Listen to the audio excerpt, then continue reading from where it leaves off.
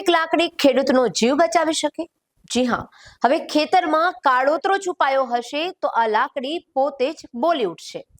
ખેડૂત મિત્રો માટે એક સારા સમાચાર સામે આવ્યા છે, જે રાત્રિના અંધકારમાં તેમનો ડર દૂર કરી દેશે. તાજેતરમાં એક યુવા વિદ્યાર્થી અને સંશોધક દ્વારા તૈયાર કરવામાં આવેલી આ કિસાન મિત્ર લાકડી સોશિયલ મીડિયા પર ધૂમ મચાવી રહી છે.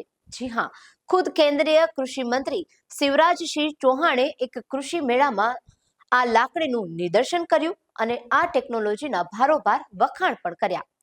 મંત્રીશ્રીએ જણાવ્યું છે કે રાત્રે જ્યારે ખેડૂત એકલો ખેતરમાં પાણી વાળવા જાય છે, ત્યારે સાપ કરડવાનું જોખમ સૌથી વધુ હોય છે. આ લાકડી એ જોખમને નહિવત કરી દેશે.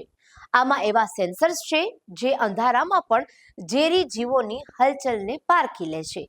સાપ નજીક હોવાની જાણ થતાં જ લાકડી બીપ અવાજ કરે છે અથવા ધ્રુજવા લાગે છે. આ એક ઇલેક્ટ્રોનિક ઉપકરણ છે જે ખેડૂતને સાચો બોડીગાર્ડ બની શકે છે.